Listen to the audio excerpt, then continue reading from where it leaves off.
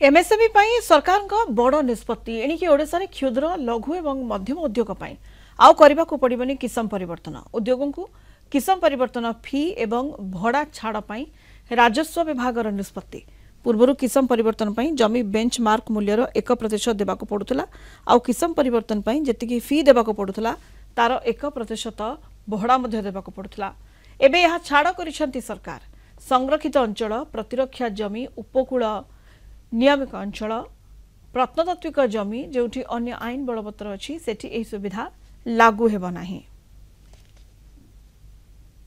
जो माने छोट मध्यम एवं क्षुद्र उद्योगी माने ओडिशा रे बाहरुचंती निजस्व उद्यम करिवा पई स्टार्टअप ओडिशा स्टार्टअप इंडिया कथा आसुची एवं आत्मनिर्भर भारत कथा आसुची ताकू प्रोत्साहित करिवा पई राजस्व विभाग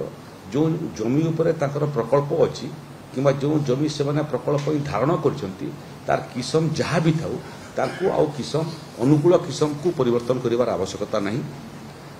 किसम परिवर्तन समय जो किछि खर्च लागुतला से खर्च मध्य आउ ताकू देबाकू पड़िबो नहीं। या व्यतीत अन्य जो नियम सबू अछि अन्य विभाग से नियम शर्तावली मध्य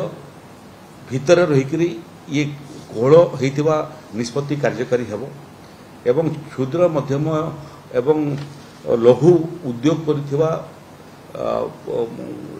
उद्योगी माने जो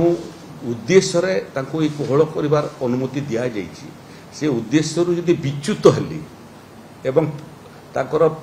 प्रकल्पर चरित्र परिवर्तन कले ताहले जो कोहळ होइतिबा नियम सेटा से तत्क्षणात फेरस्त हला बोली धरा एटा होची आगामी दिन रे ओडिसा रे शिल्प छोट क्षुद्र मध्यम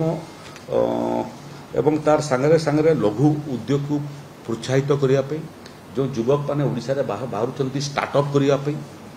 तांकू प्रोत्साहित करिया पे एवं सेमानकर रास्तार जो छोट बड़ा प्रतिबंधक अछि ताकू दूर करिया पे राजस्व विभाग तरफ ये निर्देशनामा गतकाली गेजेट नोटिफिकेशन रे परिप्रकाश पाई।